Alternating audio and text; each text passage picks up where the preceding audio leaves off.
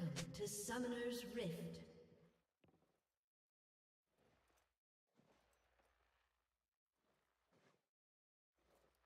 "30 seconds until minions spawn."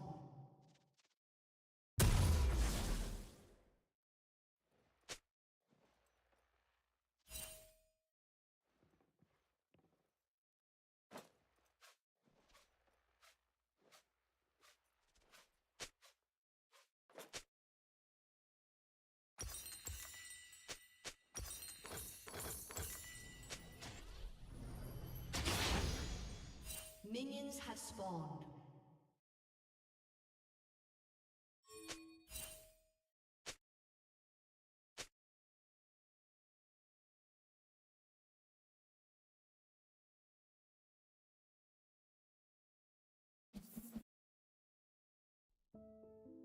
For 3 June days, the epicenter of the creator economy coalesced here, in the heart of sprawling Southern California.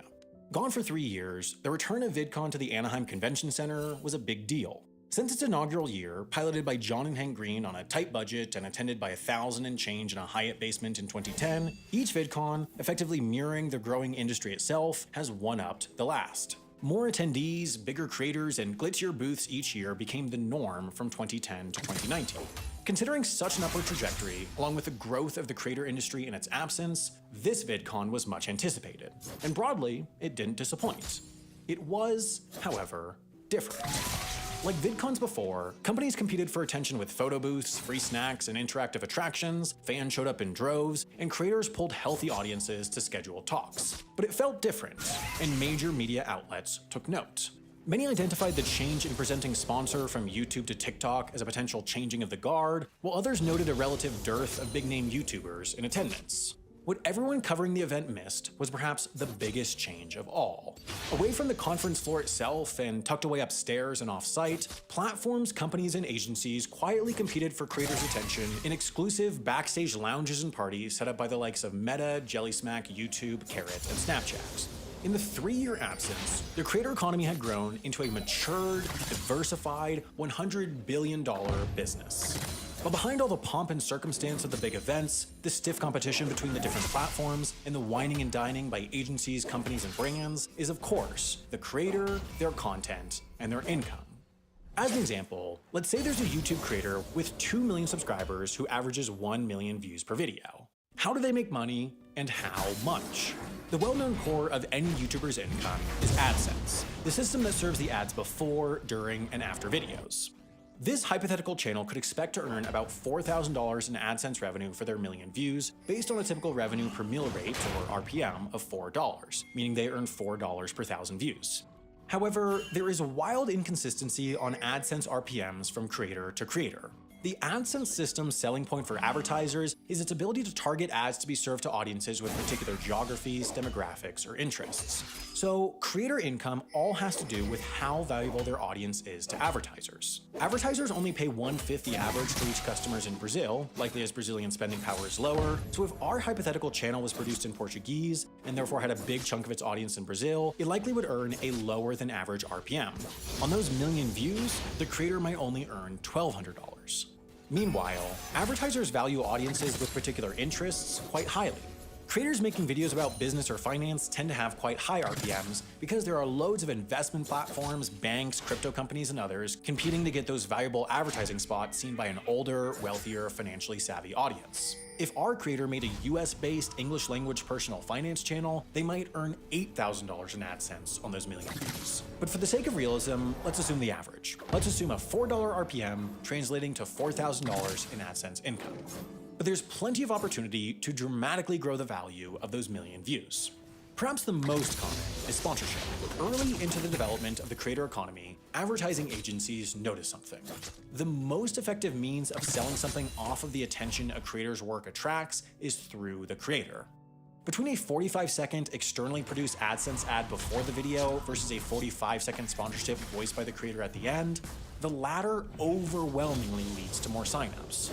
With this recognition, the influencer marketing business was born.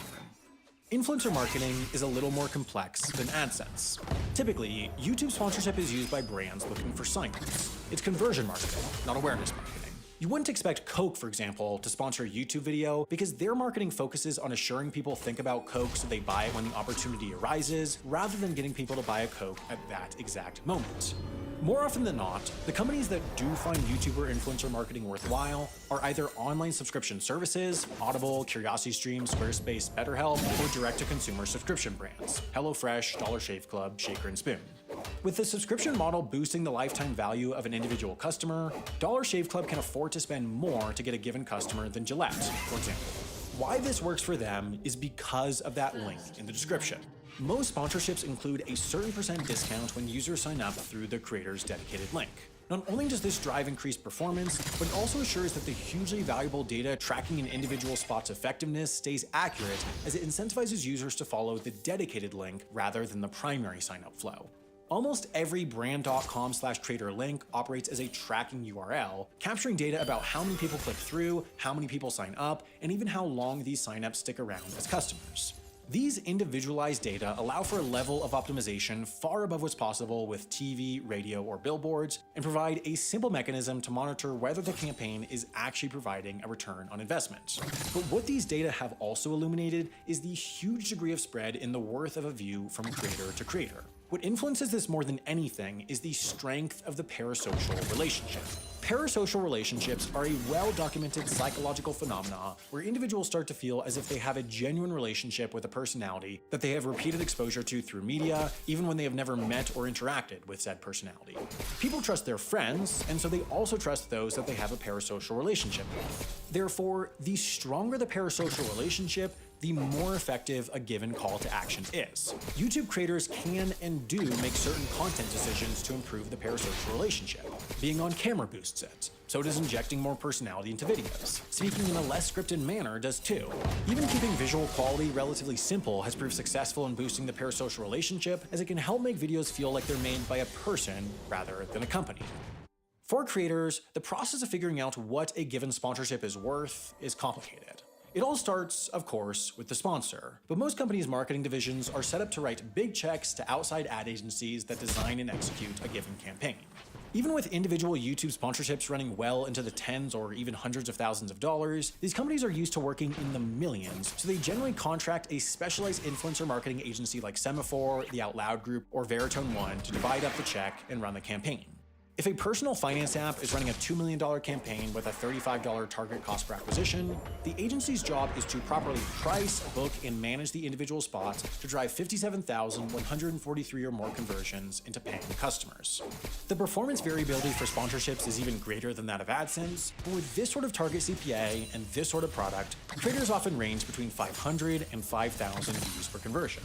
An agency might see their hypothetical channel averages 1 million views and would therefore likely drive about 400 conversions, so based on the $35 CPA, the creator probably deserves about $14,000 for a sponsorship. However, in practice, the creator only sees some of that. Agencies can typically charge whatever commission they want. While taking 10 or 20% is common, they could take 30 or 40% too, as long as they can find creators willing to accept that offer. In fact, they don't even need to disclose what commission they take. They could just offer the number post-commission. In practice, well-established major agencies have been found taking 50% commissions without disclosure, meaning on that $14,000 spot, they'd keep $7,000. There's also not a strong market mechanism to assure that prices stay correlated to performance. Most agencies and sponsors keep the data to themselves, so if a creator's sponsorship performance improves, as it often does through time as the parasocial relationship deepens, prices only adjust if the agency agrees to it, and only the agency typically knows if the performance has truly improved enough to justify it. Agencies will boost rates if they're worried the creator will turn down the offer, but the power dynamic is undoubtedly weighted towards the agency's side, and contractually, they typically work for the brand, not the creator. While larger creators have managers or agents who know how much their client sponsorship slots are truly worth, younger or newer creators often have zero idea and have not yet established a network of colleagues with whom they can gut check rates. They're therefore in a prime position to be taken advantage of at the exact moment when they feel like their dreams are being fulfilled. $7,000 sounds amazing until you find out it started as $14,000. Of course, YouTube isn't the only platform where creators are now making a living. Twitch, Meta, TikTok, and Snap have each recognized that their platforms only go as far as the creators they attract, and this recognition has effectively started a race for talent. And again, this year's VidCon offers hints as to how this race is playing out. The fact that a panel dedicated to demystifying the algorithm with Jimmy Donaldson, aka Mr. Beast, and Todd Beaupre, YouTube's director of product management, reached maximum venue capacity speaks to the platform's continued pull. As one attendee explained, while they had developed a TikTok profile with more than 500,000 followers, they were at the panel because they wanted the stable income that YouTube could provide. TikTok might be taking off, but at this point, YouTube still holds an important advantage, and it's one that's grounded in the platform's past. By 2011, the year Snapchat was founded and Twitch was launched as the gaming offshoot of Justin TV, YouTube had surpassed 3 billion views a day and had begun experimenting with monetizing channels beyond exclusive partners. A year later, it opened the YouTube Partner Program to everyone, allowing all creators an opportunity to make money off their products, a remarkably prescient recognition that the platform only went as far as the creators populating it. Then, in 2013, an ascendant platform threatened to undercut YouTube the way Twitter had undercut blogs, by promoting short form. Vine's simple interface and its adherence to a strict 6 seconds cap on videos took off, making it the fastest growing app in 2013 and home to 200 million monthly users in 2015. The only problem was that neither the platform nor its popular creators could make money. Vine fostered talent and developed fame, but nobody could figure out how to build any sort of monetizable rapport with an audience in only 6 seconds. Instead, advertisers and creators pivoted to more expensive platforms like YouTube and Instagram. Within this early wave of potential YouTube competitors, it was only Twitch that figured out how to successfully monetize the platform in a manner that attracted and retained talent. With video game streaming personalities as Twitch's main draw, keeping talent on the platform was of life or death importance to the site. Along with the option to run ads on their streams, Twitch kept its creators by developing a host of revenue-generating routes that included memberships, donations, affiliate links, and direct paid subscriptions to their favorite channels. This approach has turned the platform into one of the industry's most powerful, as roughly 300,000 of the 2 million self-identified professional creators exist primarily on Twitch. While YouTube and Twitch proved the commercial viability of long-form video and streaming, recognizing the unmet potential of short-form has proved both alluring and elusive. The very same year that Vine officially shut down, TikTok appeared in American app stores. The rise of the Vine-like, easy-to-use, hyper-creative, hyper-consumable platform hasn't been anything short of meteoric. In Q1 of 2021, TikTok was downloaded 315 million times worldwide, the most of any app in a quarter ever.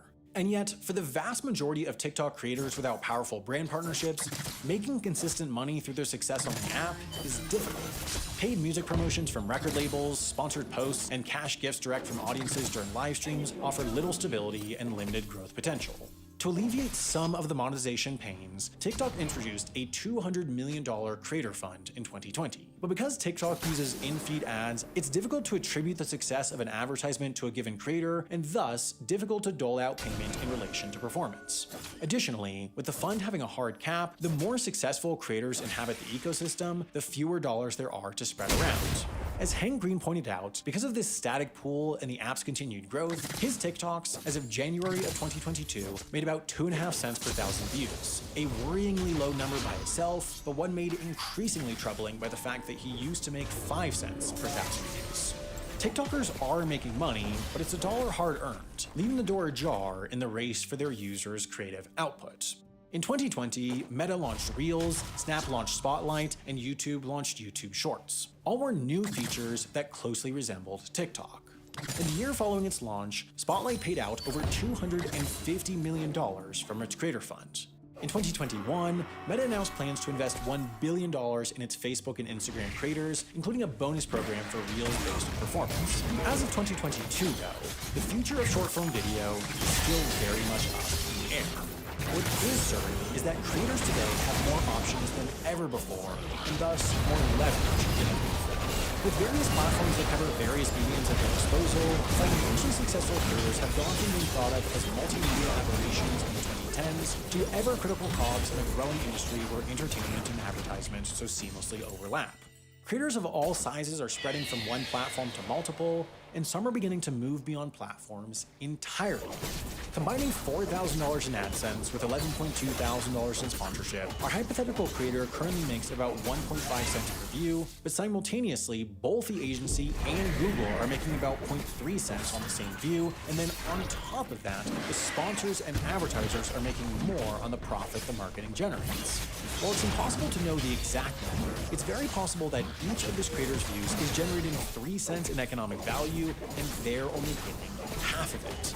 While shared profits are a normal part of doing business, creators have recognized that the more of those 3 cents they capture, the more they earn. In practice, what this looks like is creators becoming their own sponsors. It started with merch. Channels would slap their logo on a shirt or hat or sticker and sell it. Some people bought these, but often just the most devoted fans. A creator that could get $11.2 thousand in sponsorship would likely only earn $1,000 or $2,000 from replacing that sponsor segment with a merch shoutout. In response, creators adapted their merchandise more into clothing lines. Logan Paul, for example, runs Maverick Clothing. With clothing brands competing against other clothing brands, this operates more like a business than merchandise, so creators often find this strategy far more effective and sometimes competitive in performance versus an outside sponsor. Logan Paul claimed his brand made between $30 and $40 million in its first year, while our channel might expect to profit around the same $11.2 thousand from promoting its clothing brand as with an outside sponsor. Taking this to the next level, the predominant trend of the past few years has been creators launching fully fledged businesses. Mr. Beast started selling burgers cooked by ghost kitchens on food delivery apps under the Mr. Beast Burger brand, which has since expanded to over 1,000 locations in the US, Canada, UK, and UAE. Mark Grober and Vsauce started subscription box companies called Crunch Labs and the Curiosity Box, respectively. Johnny Harris co-founded a travel course platform called Bright Trip. The Nelk Boys launched their Happy Dad brand of hard seltzer. Simone Giertz created the Everyday Goal Calendar. Even Wendover Productions co-founded the Nebula streaming service, which operates as an equity joint venture with the creators contributing to the platform. A fact that is made clear in its ads for good reason. It works. Across the board, what creators have found is that not only do they get to keep more of those 3 cents per view, but also that a given viewer is more likely to convert into a paying customer when the sponsorship is presented as promoting their own business rather than the highest bidder. That's to say, not only are creators getting more of the pie, they're also expanding it. What was 3 cents per view might become 4, and therefore what was an $11.2 thousand sponsorship on 1 million views might become $28,000. With $32,000 in total income on that one hypothetical million view video, this hypothetical creator has effectively earned 3.2 cents per view. This is orders of magnitude more than they would have earned on the same view a decade ago, and yet more orders of magnitude more than they would have earned from a view on Facebook, TikTok, Instagram, or elsewhere. This is how YouTube creators are now able to go full-time, making channels that previously would have been but a hobby. Newer creators tend to have less optimized channels, but even assuming 1.5 cents per view, bi-weekly releases of videos achieving 150,000 average views would provide about $4,000 in monthly income. Simultaneously, it's these same figures that allow the absolute largest creators, Mr. Beast, the Paul Brothers, Markiplier, and others, to generate wealth rivaling that made in the mainstream entertainment industry. This is YouTube's competitive advantage. YouTuber is now regularly ranked as one of kids' top dream jobs, up there with professional athlete, firefighter, and veterinarian. With a massive pinnacle to the dream and a relatively achievable entry point, creative people will keep choosing YouTube as their platform of choice over TikTok, Instagram, Twitter, or any other social site, because as the other platforms are attempting to get creators to work for less, YouTube, through the years, has successfully developed a platform that earns creators more and more and more. Of course, you know what's coming next. This video, along with the payroll expenses, contractor bills, insurance payments, footage licensing fees, office lease costs, administrative expenses, and every other unsexy cost that goes into delivering you viewers what you've just seen, was truly, genuinely made possible by our sponsor, Hover. One of the reasons I love Hover is because they focus on one thing and just do it really well. They are the best place to buy domains for your website or email, and I know that they're the best because I've bought dozens of domains from them over the years. Recently, as I was sitting with my writers brainstorming a name for a new channel, I had my laptop sitting in front of me with Hover open, searching which domain names were available. As soon as we settled on the name Jetlag the Game, I used Hover to buy jetlagthegame.com, which took less than 30 seconds and cost a very reasonable $15.99 a year. Through the years, anytime I had a technical question or issue, their support picked up immediately and figured out the solution right away. Again, Hover is simple. They sell domains quickly, for a fair price, and help you with managing it through the years. So if you have a name for a YouTube channel, business, organization, or anything else and want to lock it down for a future website or custom email address, you should buy the domain with Hover. They also have over 400 domain extensions, so you can get unique domains like our Wendover.Productions one. If that's not enough, by clicking the button on the screen or heading to our link, hover.com/Wendover, you'll get 10% off, and as you now know so well, you'll be supporting Wendover while you're at it. An enemy has been slain.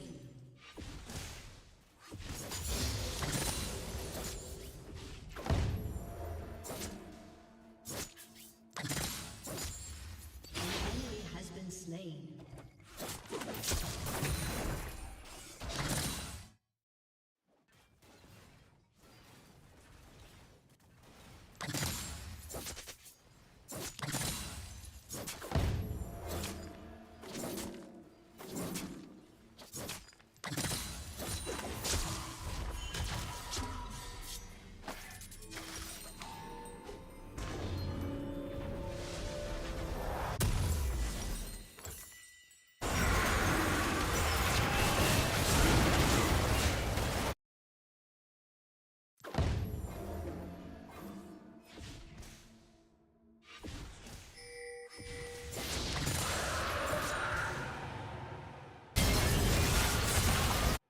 An enemy has been slain.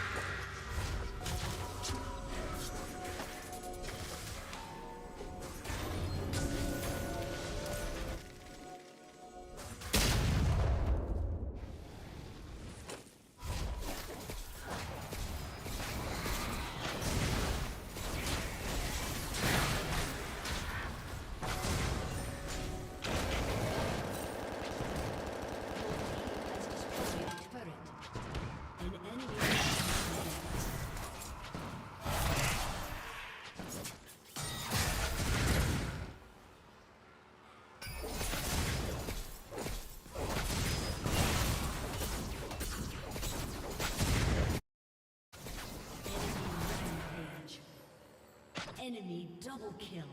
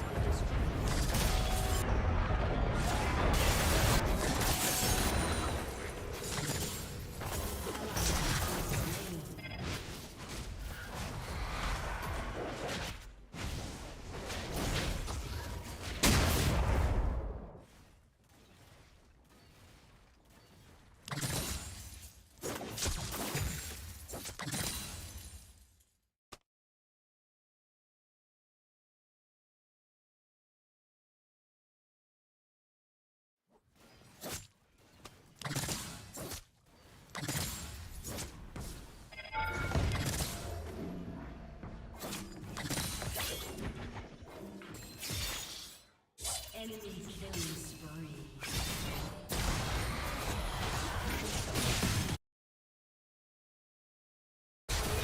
Turret has been destroyed.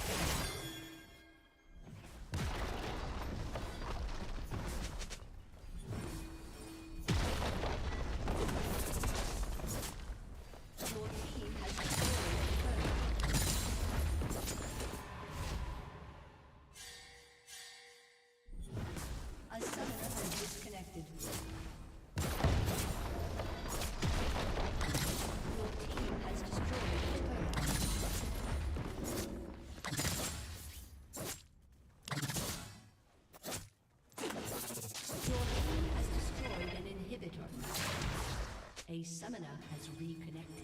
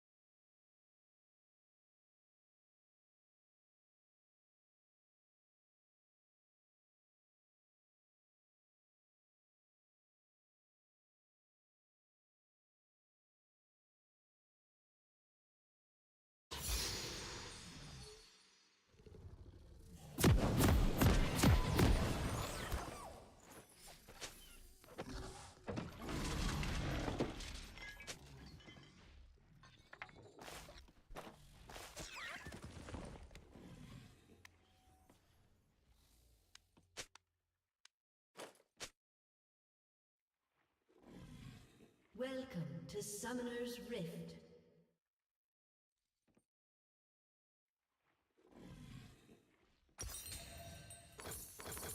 Seconds until minions spawn.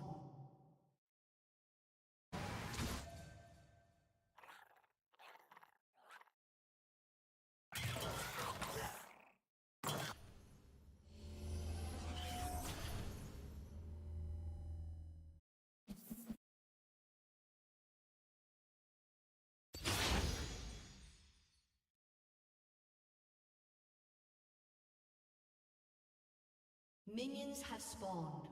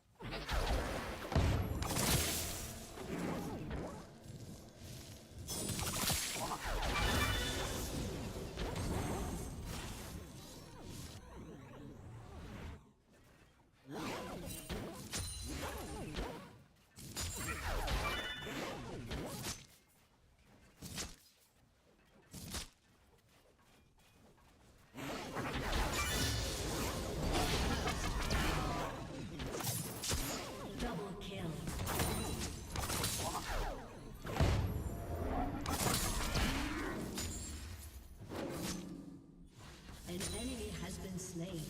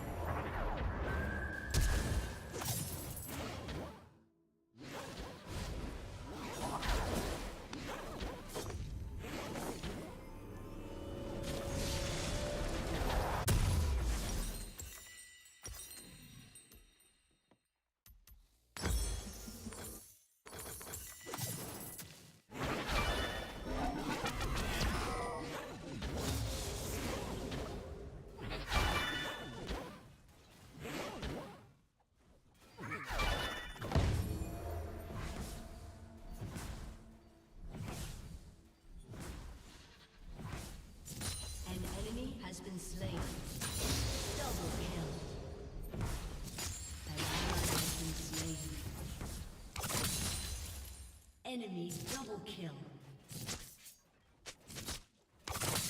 An enemy has been slain.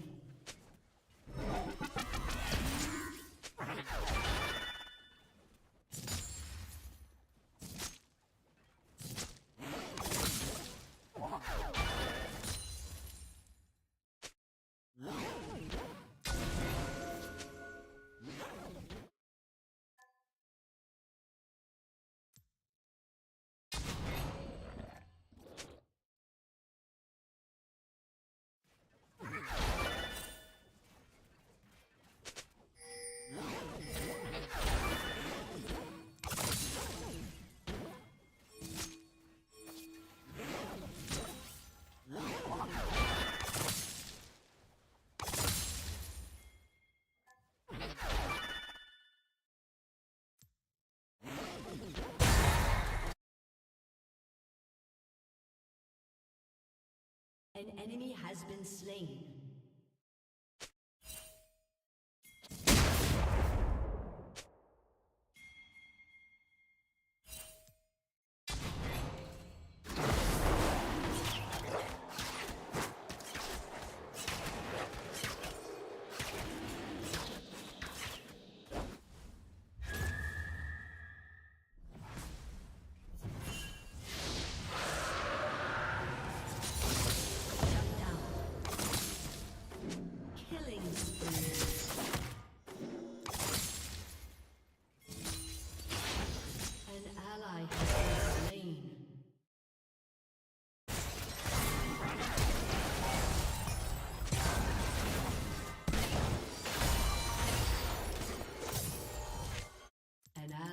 Been slain.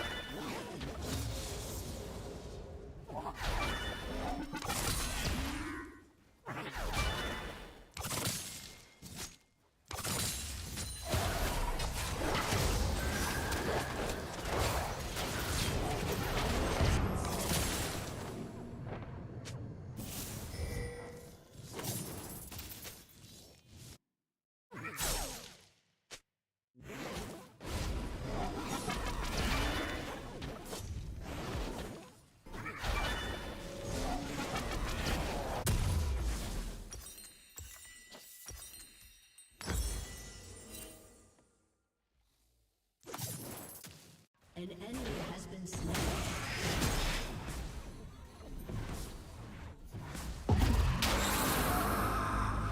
Enemy killing spree.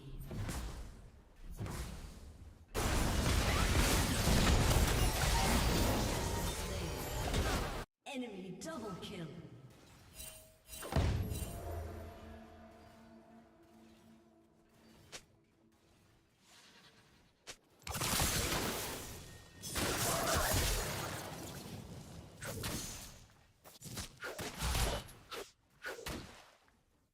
An enemy has been slain. Shut down.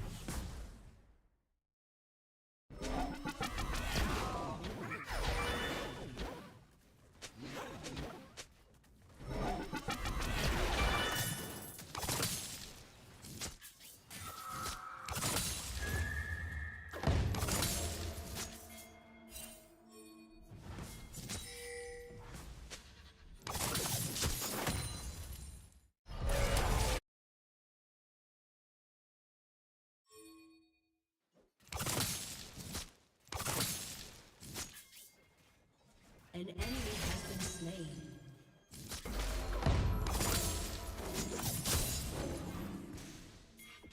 Unstoppable.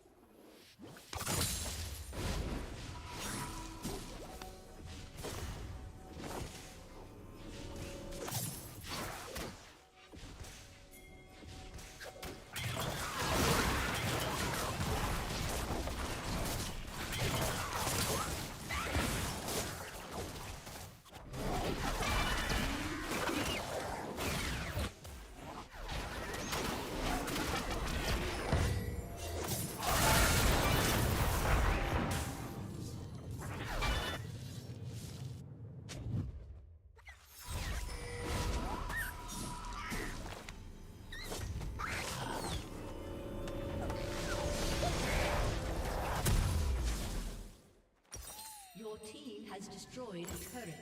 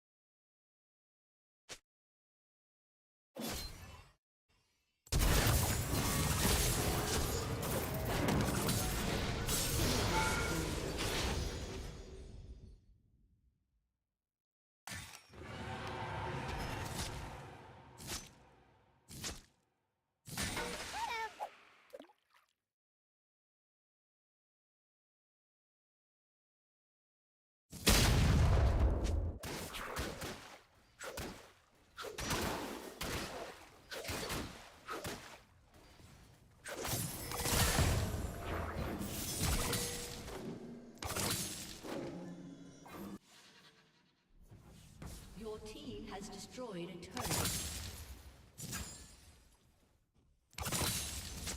Your team has destroyed an inhibitor.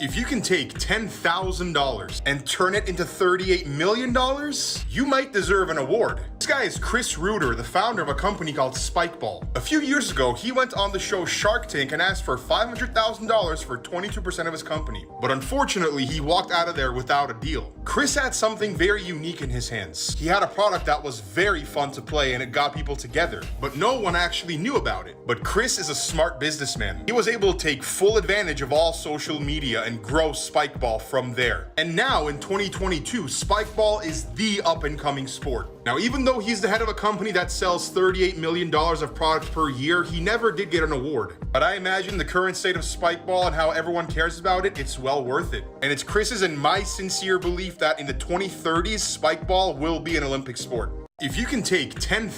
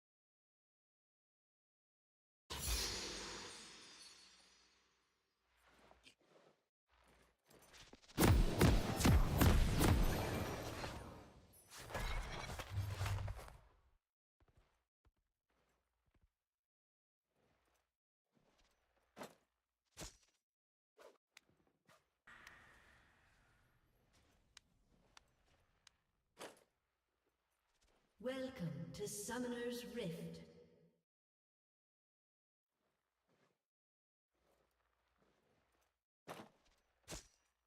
"30 seconds until minions spawn.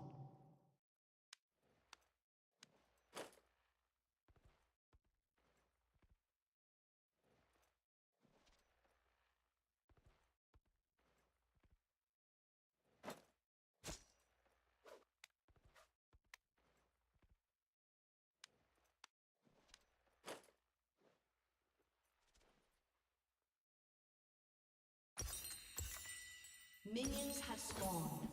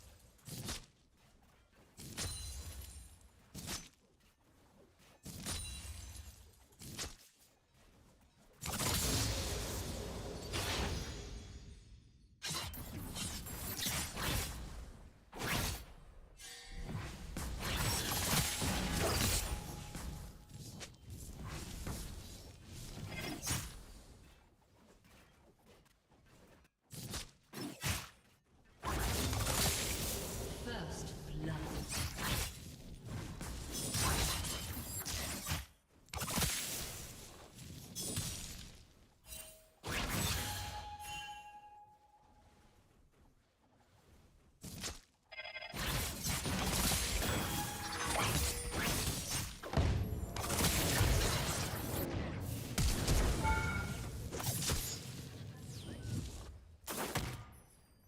An enemy has been slain.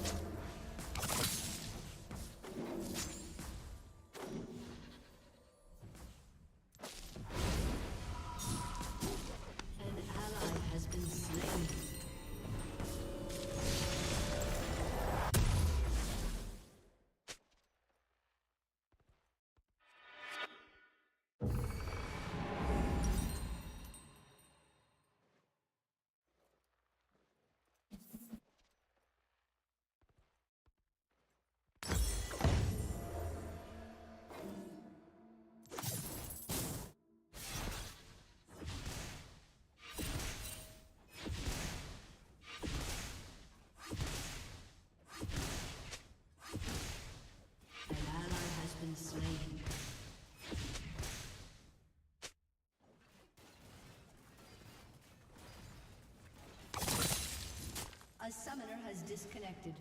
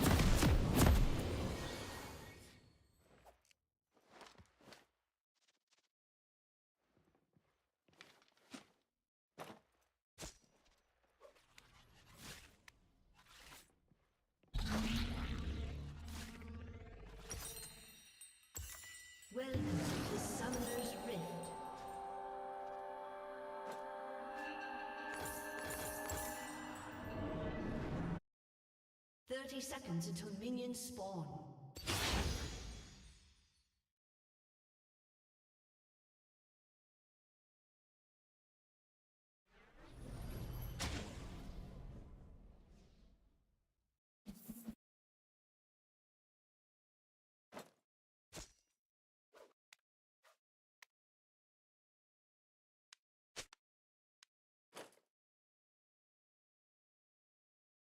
Minions have spawned.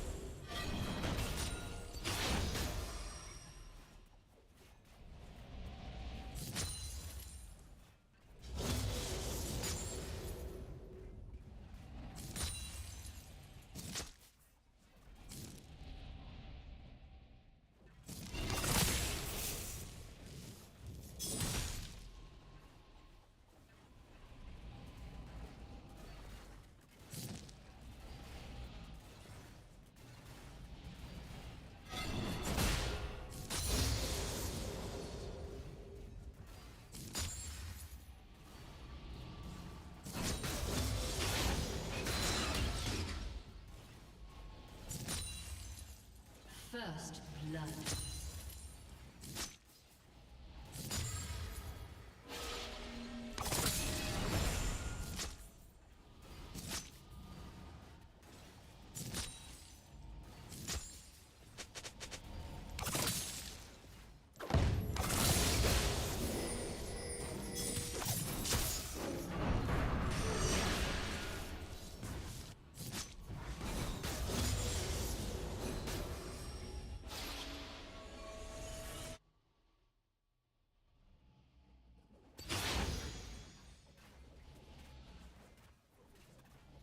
An enemy has been slain.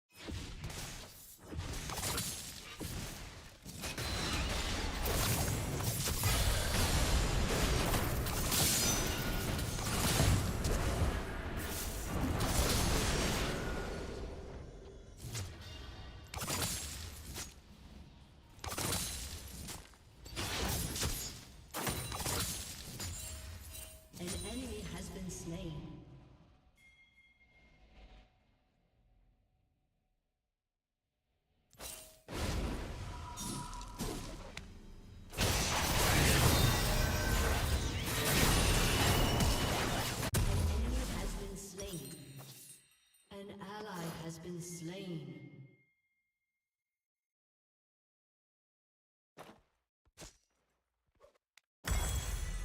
An enemy has been slain.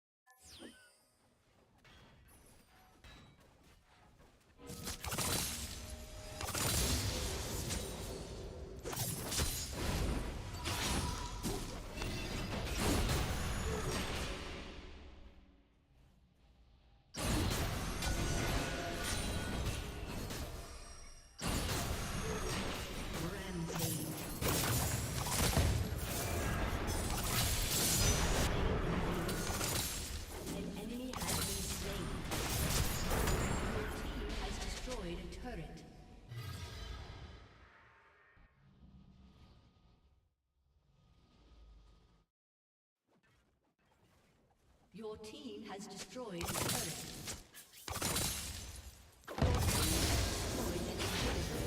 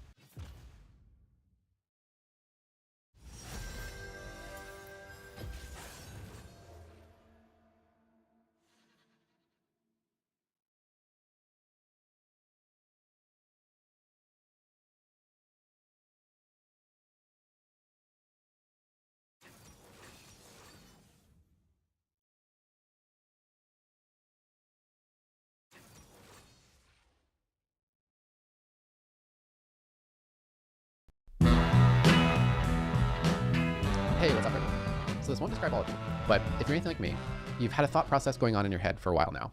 And what it looks like is basically asking various forms of the question, what's going on with the left? And you're asking that question because recent events have been making you reevaluate things, and they've been making you feel like you've been missing something. But you also intuit that what you've been seeing isn't necessarily anything new, and looking back in the past could possibly shed some light on it. But when you go back to look in the past, you have a timeline in your head that looks something like this. You might know that back here it was mostly economics and working class stuff, but mostly it was so long ago that you don't really care about it. Then there's a gap here where you feel like not much happened. And then here you've got the Civil Rights Movement, the Vietnam War, Malcolm X, and a lot of other stuff. Then there's another gap, apartheid here, some political correctness, Rodney King riots. Then there's another gap, and then you're in the present. But you really feel like you're missing something important back here. And the details of it seem like they might be affecting what's going on today. Well, anyway, not too long ago, those are my thoughts. And it led me down a path of research where I ended up focusing on not all of 60s activists, but on a specific subset of 60s radicals called the New Left.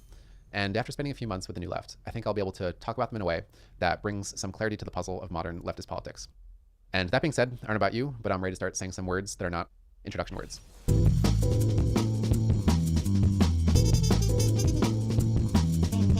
Okay, so you have to know a little bit about what the major political ideas were going to the 60s. And the way people normally cover this section is by pointing at this book, which came out originally in 1960 and covered the exhaustion of political ideas in the 50s. And the book basically said, it's been a great run, but all the major radical ideas have already been tried. And there was this emerging consensus that we had an ideological winner, at least in America and Western civilization. And that ideological winner was liberalism. So if you wanted for some reason to critique society at the time, it was normal to refer to it as liberal society. By liberal society, people meant a society that is based on trying to see each other as individuals and not as members of some sort of collective or special interest group. So it could be skin color. That's probably the most common one that people talk about, but it could be any kind of identity difference that normally divides people up in a tribal way. So liberalism is trying to see past that, and it's trying to bring people together in one big human family and see everyone within that family as individuals. And then it tries to encourage all those people to develop into their own best selves, where they have their own goals and their own beliefs in their head. And on top of that, it's a society based on freedom, cooperation, and civility. This had already been modified from the original version of liberalism, which we now call classical liberalism. But this is what people meant at the time when they were talking about liberal society and liberal principles. Going back to this book, the author specifically named an ideology that he felt had run its course and could be thought of as exhausted. And that ideology was Marxism. That didn't go over well with various types of Marxists at the time. And the 60s was basically a period where they responded to that. And before they did, they made three major changes to their versions of Marxism. The first major change was to distance themselves from the Soviet Union and Soviet Marxism, which they now called vulgar Marxism. The second major change was they stopped trying to make a revolution through the proletariat and instead shifted their focus to young intellectuals, which as it turned out was mostly college students. And the third major change was that they expanded their ideas away from class, but mostly not totally dropping it, and into the realm of culture. So you can find all these changes in a letter by C. Wright Mills that he wrote to young intellectuals at the time, where he gave a name to the movement, which he called the New Left. So the New Left was a period where this new type of Marxism was developed, and where it became popular, and where it interacted with other existing ideas at the time. So this happened in four major movements. Three of them were based on identity, and one was just called the Student Movement or Student Radicals. They weren't part of any identity group that brought them together, besides, I guess, being students. And they mostly focused on elites oppressing the masses through the lens of power and authority. It's worth saying that there's not a lot of agreement in terms when it comes to these movements and cultural Marxism in general, which I think is because this is a side of America that isn't discussed very often, so there isn't really a standardized way of doing it. So not everyone considers these movements Marxist because they're not using Marx's original blueprint between the proletariat and the bourgeoisie. And instead they swap that for their own identity groups, like men and women. They're also not Marxists in the classic sense because they don't use this practice to establish their theory. But despite that, they tend to call themselves Marxists. And I think the label works too. On that note, some people referring to the New Left are only referring to this group. And some people use it to refer to all these groups. And some people referring to the New Left even add in one more group, the Yippies. In my experience, these main four New Left groups treated the Yippies as a sort of adjacent cousin of a movement, and not as intimately connected to the New Left as the rest of these were. So I'm going to leave the Yippies out for this video and focus on these main four groups. An important thing to understand is that the New Left wasn't operating in a political vacuum at the time. There was this widespread feeling that liberal America had been falling short of its own principles, and that too many people had been patting themselves on the backs for having made this free and equal society. But for too many people in that society, things weren't free and equal. So I think the civil rights movement was like a powder keg that popularized that type of critique. And that made lots of different types of people want to get involved and make their own movements. So this sort of shared critique of liberal America brought lots of different types of people together. But then from there, opinions split roughly into two camps. One of those camps wanted reform. These people wanted to live in a society that was actually free and equal for everyone, not a society that slanted power towards certain demographics while putting its thumb on others. So they basically thought liberal society was falling short of its own principles, and that it needed some tweaks in order to fix that and create a happier, more inclusive society. They were referred to as the liberal left. You can generally tell if a movement is a liberal left movement if they have the word rights attached to it. Their goal is to get equal rights and equal treatment, and then assimilate back into liberal society when they're done. And the other camp wanted revolution. They basically looked around America and saw society as fundamentally rotten. The problems of America went so deep that America as we know it was unsalvageable. And they basically wanted to break it apart and make a new America with new principles. Not just any principles, but principles that agreed with Marxism. So you had two major goals within the radical left: reform and revolution. And these goals are mutually exclusive, so you can only do one or the other.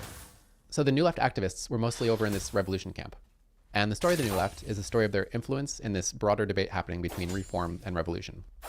But there was a lot of messiness because people didn't necessarily stick with one side or the other, and a lot of people kind of floated in this gray area in between. And on top of that, a lot of these movements didn't stick with being reformist or revolutionary movements. And they tended to sort of shift between these goalposts over time. So I think the best way to understand the New Left and understand their influence in the 60s is to study them in this broader conversation between reform or revolution and look at the influence they had in it. By the way, I know I'm throwing a lot at you right now, and you might be a little confused, but I'm going to go through these movements one at a time, and I think the more I talk about it, the clearer it will be. Starting here, we conveniently have a sharp example of the reform or revolution dynamic playing out within the Student Nonviolent Coordinating Committee, which apparently everyone called SNCC. This is by far the biggest, most influential black student radical group of the 60s. SNCC started all the way over on the reformist end of the spectrum in the early 60s, under the influence of the civil rights movement, and notably from the influence of this man, whose name I hope I don't have to show on the screen. And that influence pushed SNCC towards nonviolence, which is in its name, and towards racial integration and assimilation-based goals. So that influence shaped SNCC's outlook and political activity in the early 60s, which they mostly spent in the South, working on voter registration and busing reform. But meanwhile, there was another influence brewing in SNCC, and that influence is normally attributed to this man, Stokely Carmichael.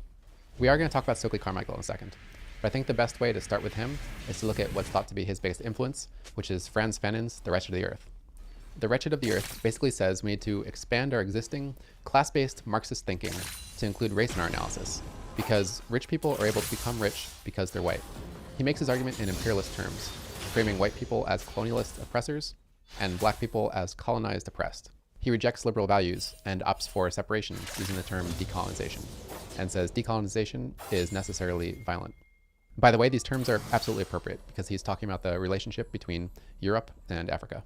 Stokely Carmichael is the main person credited for taking these critiques and placing them in an American framework. In a book that he co-wrote that outlines the Black Power movement, he says that white Americans oppress black Americans through institutional racism, which is pretty similar to our modern idea of systemic racism. And he rejects liberal values because he's connecting liberal values with whiteness with white America, and says when black Americans assimilate into white America, they essentially lose touch with their black identity. So instead he says black Americans should rally around their black identity and get back in touch with Africa if they can, and then stand within white society as a powerful collective while rejecting its racist institutions and values. So with SNCC, we have these two conflicting influences, one starting them here and one pulling them over here. That being said, I think it's time to complicate this a little bit more and add in a middle category.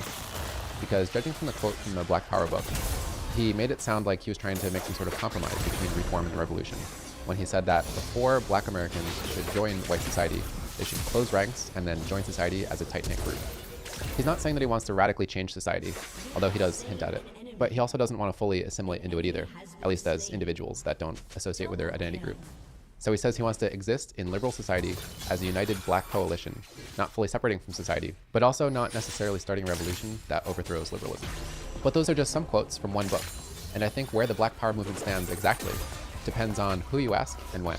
If you look at other quotes, even from Stokely Carmichael, like this afterword, which he wrote in a different name in the early 90s, he says that he doesn't advocate revolution, only reform. So you might say, okay, so we're over here. But then on the next page, he says, the reforms advocated in the book will not avoid revolution. Rather, they will help advance the African Revolution, and consequently, the world socialist revolution. Also, if you look at Stokely Carmichael's speeches from the 60s and the early 70s, he consistently pushes for this black-led anti-capitalist revolution. So, I don't know, it's messy. And if you ask different people what Black Power means and what the movement wanted, I'm sure you'd get different answers. And that's kind of the point, is that this is a time period where two different rough types of thinking were brought together based on this common feeling that liberal America wasn't doing enough and needed some kind of change. And then from there, it became hard to parse out exactly what people thought and what their exact goals were. Getting back to SNCC, you can watch these two major influences play out over the years within the organization. So SNCC started as a liberal organization in the early 60s. And by the mid-60s, it had already shifted towards this Marxist direction, which was marked by increasingly bitter ideological division within SNCC, as some people challenged nonviolence and wanted to racially segregate the movement. And by 1966, Stokely Carmichael took over as the new chairman of SNCC. SNCC had started as a student offshoot of the civil rights movement, but these new developments were now causing tension between SNCC and the civil rights movement. And while the two organizations were on a campaign together, Stokely Carmichael got up on a stage and shouted "Black Power," which is seen as the moment that made the Black Power slogan popular and launched the movement. Martin Luther King was worried that Black Power didn't represent the principles of the civil rights movement, and he was worried about the press seeing that there was a division happening within the civil rights movement. So he took Stokely Carmichael aside and basically said, "Hey, can we cut out that Black Power stuff? We're trying to use more peaceful and inclusive slogans like Freedom Now." And Stokely was like, "No, people like my slogan, I'm going to keep saying Black Power." And they basically agreed to disagree, making an agreement not to say either slogan while they're marching together, so the public doesn't notice the tension within the civil rights movement and SNCC. By the way, if you want to see an example of top-tier liberalism, check out how Martin Luther King dealt with his disagreement with Black Power. He goes out of his way to empathize with people who are drawn to Black Power for pages and pages and pages and pages before he finally gets around to making his criticism of it. In my experience, Marxist writing pretty much does the opposite, and this time period was no exception to that. I think Marxists frame arguments through demagoguery, where whatever they feel their opposition is, it could be America, it could be capitalism, they make their arguments by saying relentlessly negative things about it. So they're trying to turn you against it and over to their side. That doesn't mean that their arguments aren't true. I think more often than not, there's a lot of truth in what they're saying. You just have to realize that you're not getting anything close to a full argument. Back to SNCC again. A year later, in 1967, leadership changed again to this man, who formed an alliance with the Black Panther Party. If anyone isn't familiar with the Black Panthers, they're basically a Marxist defensive missionary group that tries to defend its communities while doing charity work and occasionally plugging ideology about the revolution as they go. So if you don't believe me that they're a Marxist group, you can listen to their leadership do interviews because they're very candid about it, or you could take Stokely's word for it. The Black Panther Party was a Marxist-Leninist party. Its priority was the conversion of America through revolutionary means into a socialist society. SNCC, Black Power, and the Black Panthers were already associated with each other before that, but still it was controversial for SNCC to officially ally with the Black Panthers. And on top of that, SNCC finally fully committed to racial segregation, asking their white membership to leave the organization. And they also endorsed violence, which meant that they had to change their name to take the word nonviolence out. And SNCC collapsed shortly after that. So to sum it up, kind of incredibly within a decade, conflicting influences made SNCC go from being a nonviolent, inclusive, integrationist movement to being a racially exclusive movement whose leader went around the country saying violence is as American as cherry pie. So you might be wondering how SNCC exactly fits in with the New Left.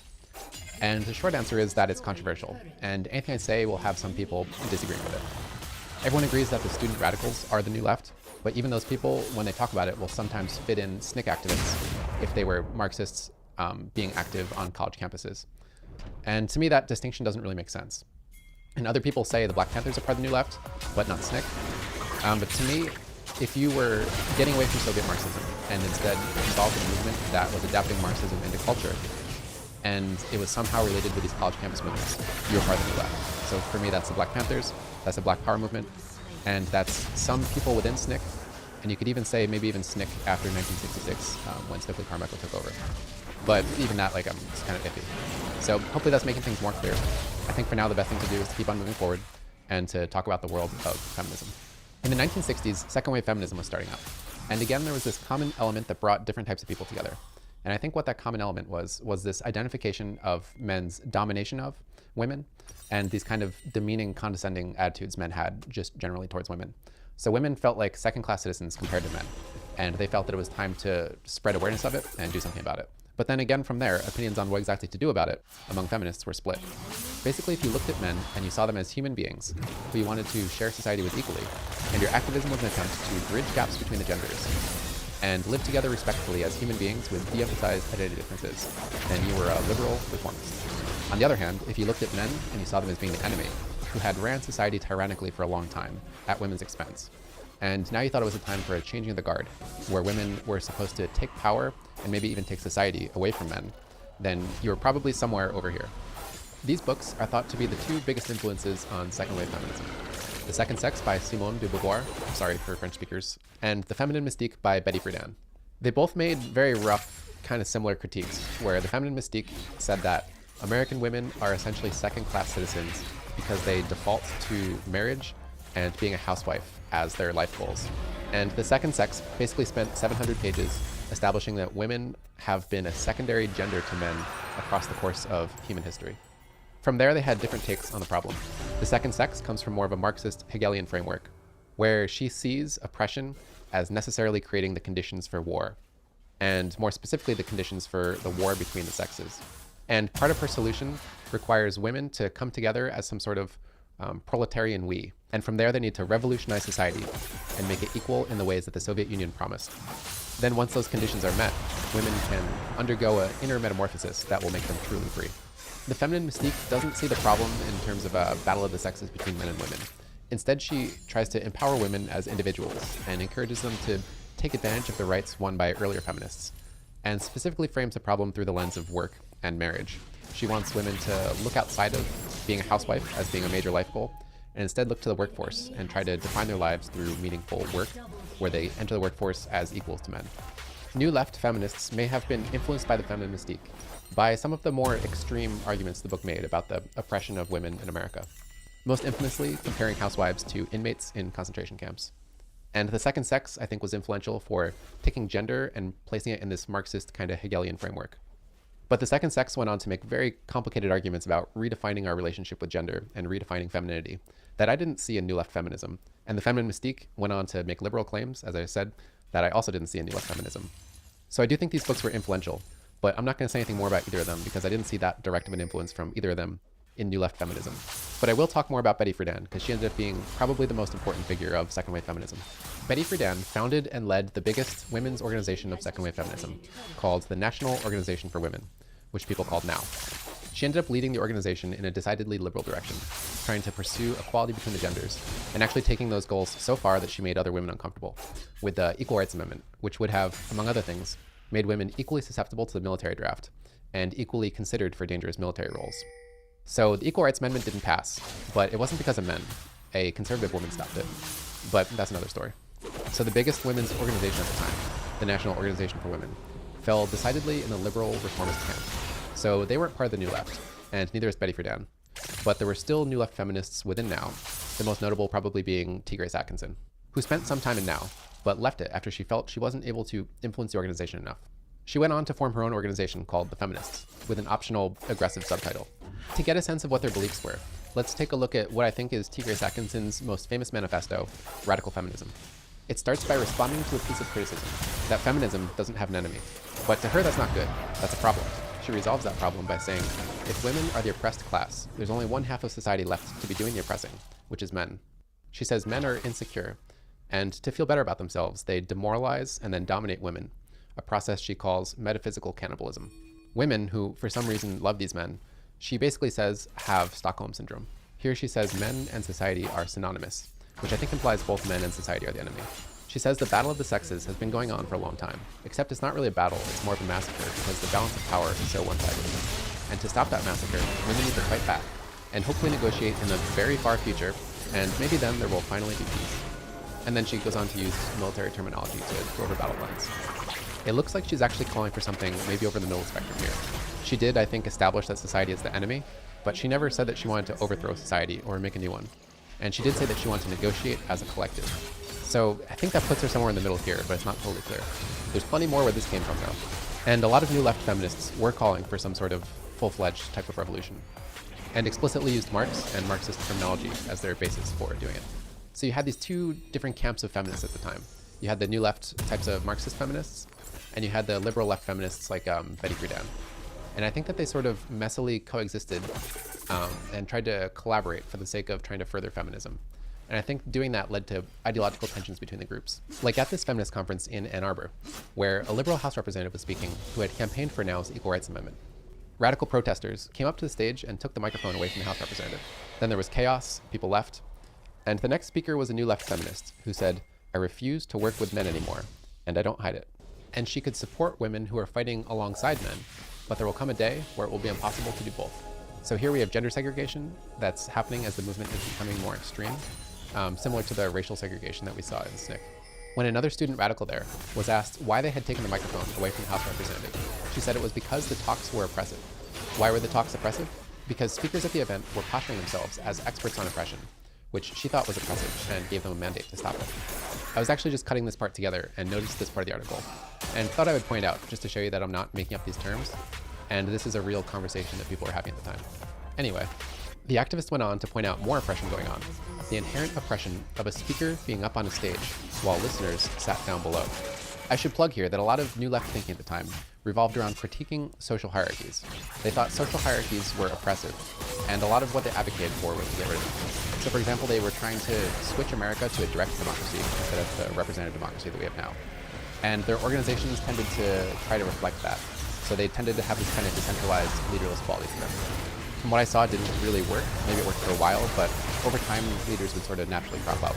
Or people would see the power vacuum and take advantage of it. Over on the liberal side, they did critique hierarchies, but only if those hierarchies interfered with equality of opportunity.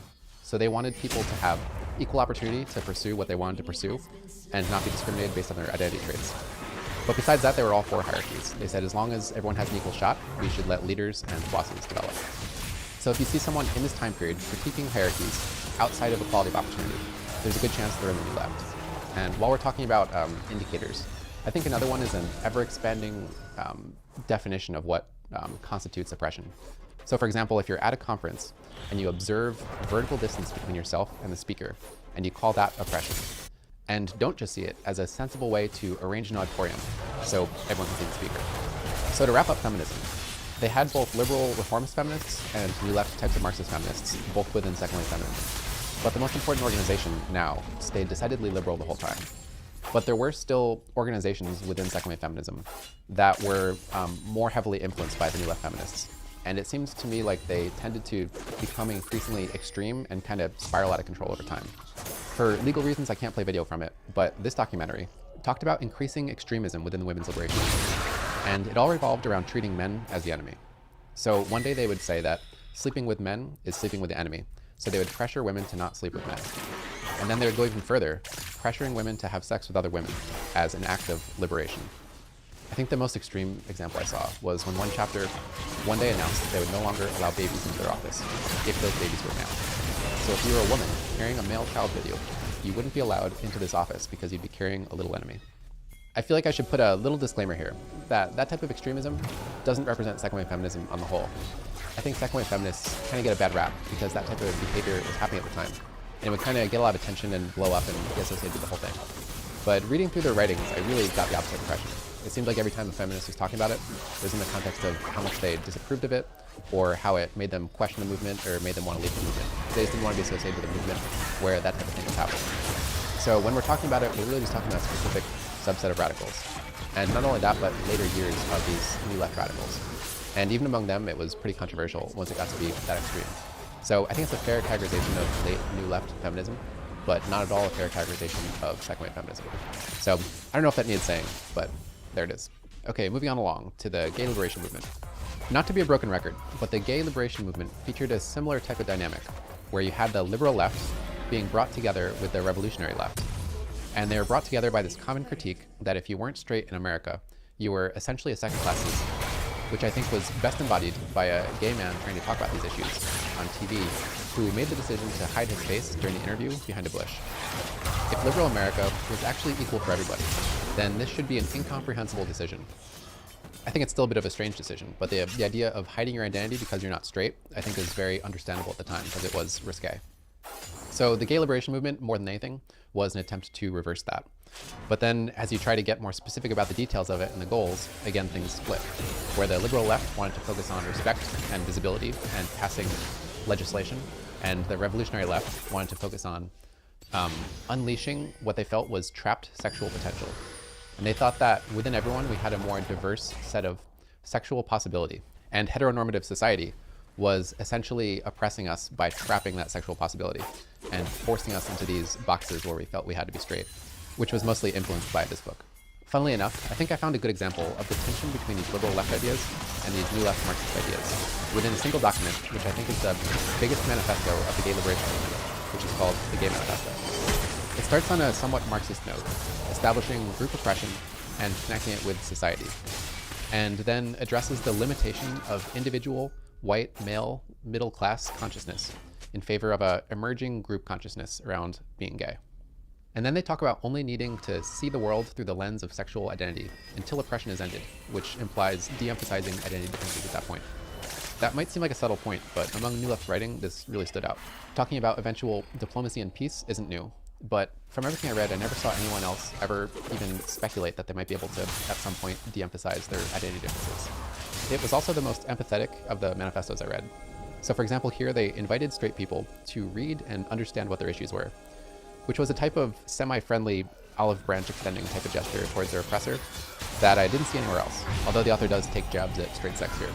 But we can ignore that. You have to remember that we're mostly dealing with student activists here, and a lot of them are like 21 years old. And here they talk about the tensions between the Black liberation movement and the gay liberation movement. But they empathize with the position of Black Americans and say, despite their issues, gay Americans should support the Black liberation movement. I'll say I did see other attempts at sort of coalition building between different groups, but it was never in the context of also saying, we're having these problems, let's make a coalition anyway. Then they say society is rotten, and that they're basically not interested in becoming an equal part of it, which makes them seem like they're firmly over in the revolution camp. But then they also reject being labeled as Marxist or communist, and basically say they're kind of in limbo figuring it out, and have problems with also socialism and capitalism. So after reading this manifesto, I wasn't quite sure what to think. The only thing that seemed clear to me was that the author seemed like they had a mix of influences, probably between the liberal left and the Marxist New Left. And it didn't seem like they wanted to commit that much to either one. And beyond that, I wasn't quite sure where they sat and just sort of picking and choosing values, and putting them together in a way that didn't quite seem cohesive to me. But beyond that, I didn't really know what to think. But then I noticed some attached comments on the copy I had from a socialist group within the gay liberation movement. And they had a couple of suggestions that would tweak the document more in their liking.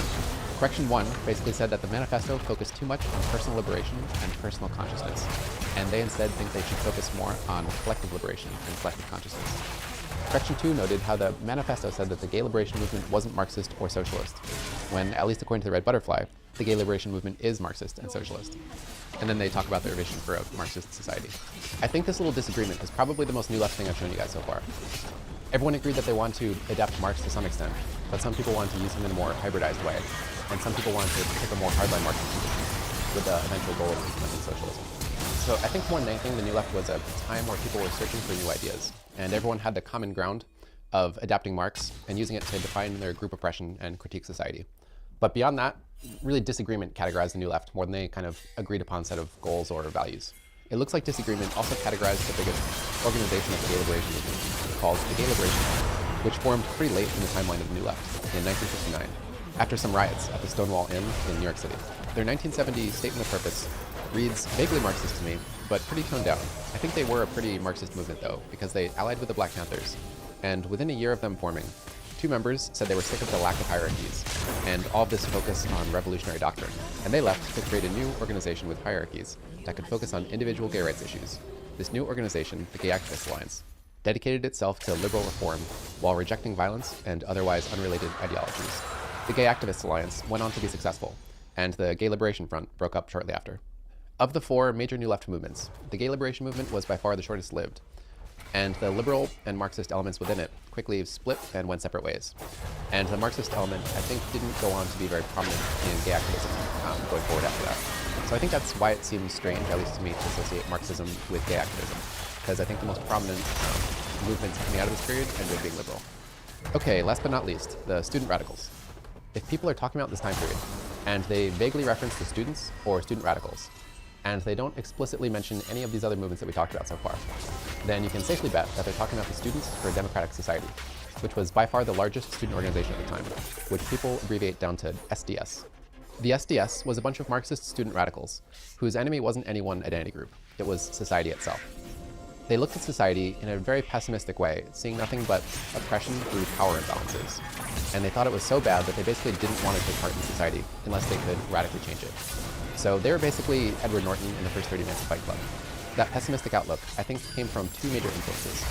They were both Marxist writers, concerned with power imbalances in society, and the masses not having agency over that society. This book basically says that the masses don't have control over elites, So elites run society, which is oppressive to the masses and is essentially undemocratic. And this book basically says that the material comforts of modern capitalism brainwashed people into a kind of one-dimensional sameness and keep them from being able to imagine alternative Marxist societies. If you remember this guy from the letter that I referenced earlier in the video, he was the one that wanted to specifically target young intellectuals as a source for this new type of revolution. So these students heard that and felt like they were being spoken to and wanted to rise to the occasion. In their efforts to rise to the occasion, the SDS went on a pretty crazy journey, starting as a little organization to becoming the biggest organization on the left by far.